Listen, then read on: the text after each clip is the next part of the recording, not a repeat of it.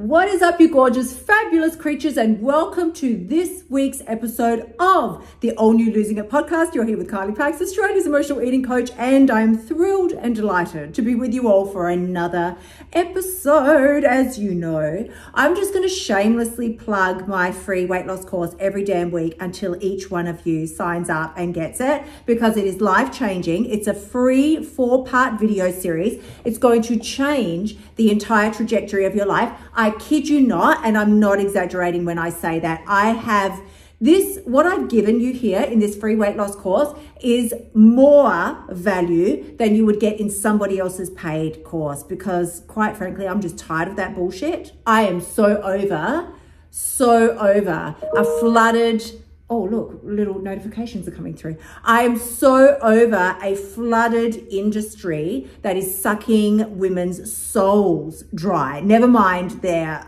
wallets and purses and like all our fabulous designer handbags. They've been sucked dry. It sucks your soul dry, and it literally just kills who you are slowly from the inside out. So with that, please head on over to kyliepax.com/free course, where you will find, oh yeah, listen, it's so fucking simple. Throw your name in the little box with your email and it will come to you like magical fucking pixies will deliver it to your email. So let's dive in to today's episode. I've just come back from the hairdresser, got my hair did, as I do every single Thursday, and I had an incredible talk there with the fabulous Miss Jade, who does my hair every week. She's gorgeous and amazing, and we hype each other up. We're each other's hype girl squad each week. And I value her advice. She's extremely intelligent and smart, and she's basically my free therapy session every week. So we talk about a lot of different things. But one of the things that Jade mentioned this week was she brought up a book that I've not heard of before, and it's called The Gift of Fear. Let me just check that now that it's called The Gift of Fear by Gavin D. Becker. And I am about to jump on Amazon and order this thing, because we were talking about, in general, how women, most specifically, are more vulnerable in our society to predators. This is what we were talking about. So this is a very jolly topic this morning. Normally we're full of all the good vibes and the fun, and it's fabulous. This was not one of our finest, thrilling in like feel-good topics, I gotta say, but it impacted my life. Just this conversation that I had with her over the last hour impacted me such that I feel very compelled to go and get this book. I'm not endorsed with these people in any, like, I don't have any connection with this individual, with Mr. Gavin, but I'm going to find out more about it, because from what she said, he was actually a prediction management officer or something within the, I don't know, FBI or something with the, oh, here we go. He was served on the President's Advisory Board at the US Department of Justice and the Governor's Advisory Board in the California Department of Mental Health. But the gist of it, what she explained to me, was that he was doing risk assessments when threats would come in. We're going to threaten you with whatever, bombs or all kinds of things. His role was to assess and do a risk assessment and assess how likely is this thing to actually happen.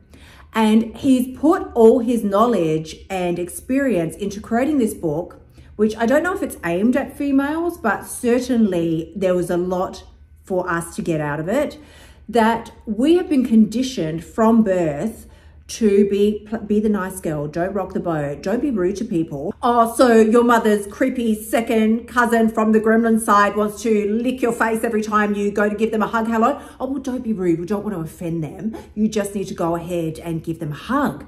And as little girls especially, we are taught, like I say, don't rock the boat, don't offend, do the right thing, just suck it up basically, so that you can look good in front of other people. We don't want to upset them. And the example that she gave me from this book, and as I say, full disclosure, I haven't read it yet, but I intend to buy it as we speak now, doing this podcast. She gave me the example about a man who befriended a young woman in line at the shopping center, at the supermarket. He befriended her, started chatting to her. And when she went to leave, he said, well, I'll walk you home. Now, I don't know if it was nighttime yet. I haven't, as I say, haven't read the book. He said, I'll walk you home, make sure that you're safe. Now, she said that he started using a lot of inclusive language. we need to get you home safely. We need to make sure that you're okay. Oh, we need to just make sure that you get inside the house safely. And as she said in this book that she knew her inner Noah knew something just wasn't quite right, but he hadn't done anything. He hadn't done anything to set off full-blown alarm bells, but she just didn't feel right about it.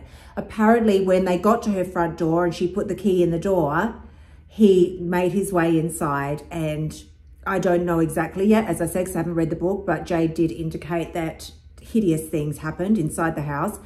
And as he, shall we just say, took a break for a second, he said to her, you just stay there. I'm going into the kitchen to get a glass of water. Don't move from the bed, because he'd gotten her into her bedroom. And she was naked, and she just knew instinctually the man was not going to get a glass of water. He was going to get a knife. And she jumped off of the bed, snuck down the hallway, tiptoe, and made it out her front door, stark naked, and raised alarm bells and got help. Now, this is a prime example of how we as women really, really need to listen to our inner Noah. As Jade was telling me this story, I had example after fucking example rolling through my head like a Netflix series of times that I have put myself into very stupid, precarious, and dangerous situations over the years. In fact, it's a fucking wonder that I'm still alive by the grace of God. I tell you, by the grace, it's for no other reason other than the grace of God that I'm still here with these stupid ass decisions that I've made over my life.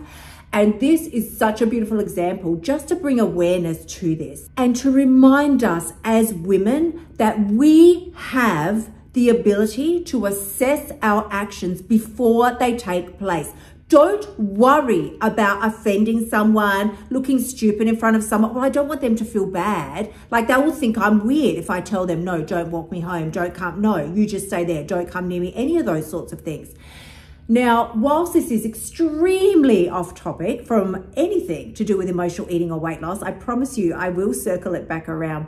But I haven't read this book. It could be a piece of crap. Jade said that she read it years ago and that she would highly recommend it. So I'm going to actually put the link to this on Amazon in the show notes as well. As I say, I'm not affiliated and I'm not, like, I have no association with Mr. Gavin D. Becker at all. But I think this is going to be a very good book for women to read to ensure that we have a sense of self-confidence as we move through our life, because this is why I think this is important. If you have self-confidence and you know that you can take care of yourself to the best of your ability, that ripples over and trickles through every single part of your life.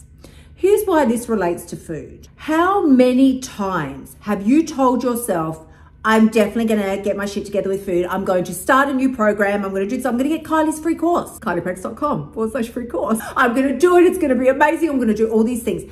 And then the minute you go and see a friend or you visit a family member or something goes on and they're offering you food, you fucking cave every time.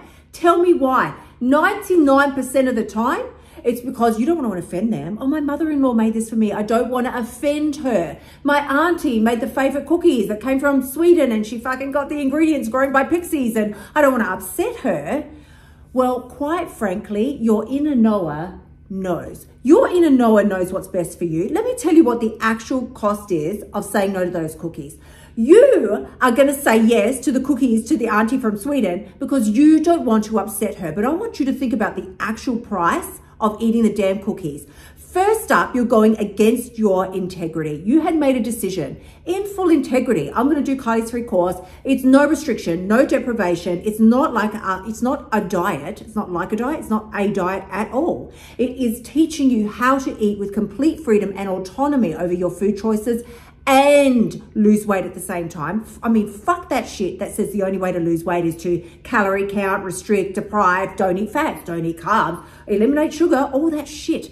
I am living proof that that is complete bullshit, that we have been fed a load of lies from the diet industry. Not only is it not true, it was never true. Do you think a multi-billion-dollar industry at any point now or in the future is going to reveal, actually, ladies, joke's on you. Joke's on you, ladies. This was never a thing. This is some made up shit that we have kept going in order to get our paychecks. I mean, for fuck's sake, the onus is on us, not on them. If you're waiting for them to give you a better way, that it's not coming. Honey, I'm just, wake up, sunshine. It's not coming. It's not coming. The onus is on us to do something about this. So if we don't want to offend Auntie, what's the Swedish name? I don't know. If we don't want to offend the auntie from Sweden, then it's up to us to do something. First up, I'm going to say you can't control how somebody else feels. You can't. You can eat her damn cookies and she'll still be offended because you only ate 2 and not all 16 that she made. You could choose to eat all 16 and now she's offended because you didn't ask her for the recipe so that you can have more. There is no win in these types of situations because the ultimate price is, as I say, you going against your integrity and going against your word. You going home that night feeling like a piece of shit because you didn't stick with the plan that you had made for that day. You feel like you've let yourself down. You've put your dreams of weight loss on hold for one more day. And can I just say, this is my personal theory. I haven't Googled this, but I honestly believe if you, let's just say how we think about it in our head. This is how we think about it. If you fuck up your eating for one day, you think to yourself, doesn't matter. It's only just this one time. I'll get back on it tomorrow. But the ripple effect of all that bullshit eating that you did for that day, do you think that's undone by one day of good eating? No. Absolutely fucking not. It could take you weeks, days, weeks, or maybe even months to undo what you've just done. Now, I don't want to make you all suicidal here. Like, that's not the case. But it's much like anything in life. Like, you can't always undo the result of a bad decision with just one good decision. It could take more time. So essentially, all decisions relating to food and otherwise are compounding, people. They're compounding. The cost of those cookies is so much greater than, let's just say, the 75 calories that's in one of those damn cookies. You think it doesn't matter, they're only small, it's 75 calories and I don't want to upset her. Okay, how about, as I say, the fact that you've just crushed your fucking soul because you have proven to yourself that you cannot be trusted and that you're not trustworthy and that every time you say you're going to do something, you just end up not doing it. Then you wonder why the next Monday when rolls around and you think, I'm going to start another fancy new diet, why you can't stick to it. Of course you can't. You've built up no levels of self-trust within yourself. Every time you say you're going to do it, you never end up doing it. So why even bother? Here's a very quick little decision matrix that I would use to help you decide whether it's actually worth moving forward and eating this food or not. Because if your inner knower knows and is sending off fucking alarm bells telling you don't eat it, you know this isn't what you want to do, you know you're going to feel bad afterwards, but you're shutting it down with going all the thoughts like, but auntie will be pleased. First of all, she'll be pleased. Second of all, it's going to taste nice. Thirdly, everyone's looking at me and I don't like people looking at me. Let me just take the damn cookie. It's your job. It's on you to ask, is this decision going to pull me forward, keep me stuck, or pull me backwards? Because it's nothing comes at a free cost.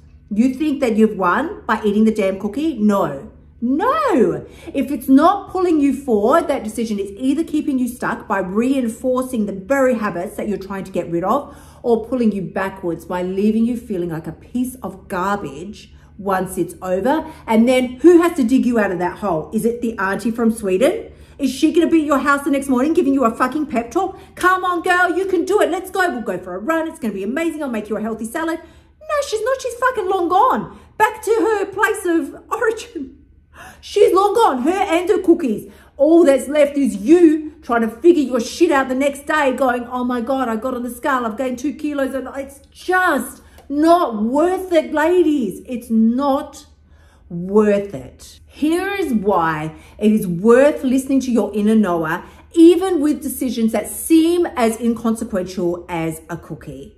Because every single time you do something that you're not thrilled with, your brain will turn it into 2 things. It turns it into an assassination on your character, and then it will turn it into the consequences of the decision that you've made.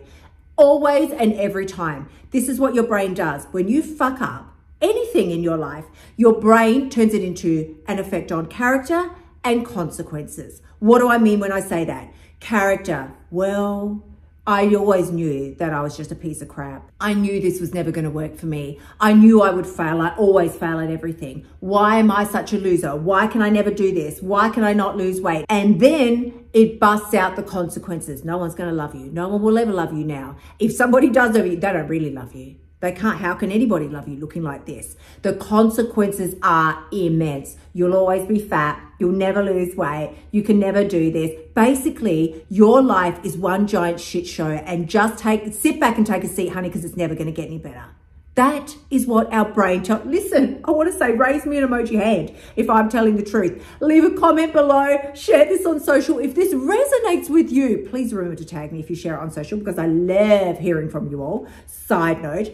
But let me remind you, honey, your inner knower fucking knows. Your inner knower always knows. It might not be ringing alarm bells like your iPhone alarm going off in the morning. It's sometimes so much more subtle that you brush it off. It's all right. It's okay. You make a little excuse. It's only a cookie, 70 calories. It's okay. She'll be happy. But 70 calories is never 70 calories, because immediately your brain turns it into consequences. You fucked up now. Well, now you ate a 70 calorie cookie. It's fucking nothing. But your brain turns it into, that's a major fuck up. It will treat it like you just burned down an orphanage. Well, you just might as well eat everything in the world now. And then we get upset and cry, because we do. But honey, you had a moment before the cookie eating began when your inner knower was telling you, hold on, just give this 1 second. Just think about it 1 second. Is it really true? Can I be absolutely certain that it's true? That if I eat the cookie, my life is going to be amazing. My auntie will love me 100 times more, and everybody and everything around me will be rosy? Or is there a slight possibility, just slight, that this could actually send me down a rabbit hole that's going to make everything a whole lot worse? If that is even possible, it's on you to sit back and go, thank you, like, I'll take it, I'll grab it, I'll have it later or whatever. But you don't put it in your mouth until you can feel really, really good about it. Why? Because your inner knower knows. It's got your back. It knows when something is just a little bit off. It's not to say, and listen, I just want to wrap this up by saying, it's not to say you can't have the cookie. You can have all the cookies. You can have 10 million cookies. What I'm talking about is you staying in integrity. If you had planned to eat the cookies that day, fantastic. Listen, if you haven't taken my free course, this is where I talk about planning your food, making sure that you stay in integrity and all these types of things. Otherwise, this isn't going to make sense to you. So again, kyliepax.com/free course. But if you had planned to eat these things for the day, that's fantastic. Own it. Be in the moment. Enjoy them. It's fantastic. It's beautiful. Do it. But if these things get sprung on you like they normally do, and then you're a little bit discombobulated and you're not sure, I don't know, I don't think, I wasn't ready for this, then don't eat it until you can feel really good about it. Secondly, own it. And thirdly, enjoy it. If you can't be in that headspace, it's only going to wreak havoc with your brain. So my loves, with that, I'm going to wrap it up for another fabulous episode of Losing It Podcast. And of course, I'm just going to say it one more time. Please, please, people. I don't know how many more different ways I can say it. If you haven't done it yet, kyliepax.com/free course. It's a free 4-part video series. As I say, this video alone, just these 4 videos alone that are completely free, can help you lose every last ounce of weight you want to lose starting today within the hour. It's that fast. Like, I kid you not, it's that good. So as always, please do remember, the only person who has the power to change your life is you. I cannot stress this enough. Trying not to offend other people is not going to change your life. Trying to restrict or deprive your food intake is not going to change your life. Thinking that if I can just not upset people or rock the boat is not going to change your life. You have to be the one to take ownership of all aspects and understand that you deserve to feel good and whole and secure in yourself and in your body as well. And if that means sometimes that you might have to say no to somebody, or you might have to do something that doesn't seem to make sense on the surface, but inside you just know that it's the right decision for you, that's when you've got what it takes. I'm sending you tremendous amounts of love. I will see you all again next week. Until then, gorgeous ones, bye for now. Thank you so much for tuning in. Remember to shimmy your butt over to kyliepax.com/free course and sign up for my free weight loss training so you can start losing your weight now. You'll also find helpful notes and resources in my past podcasts that will help you lose your weight without the BS diet drama. I'll see you next week.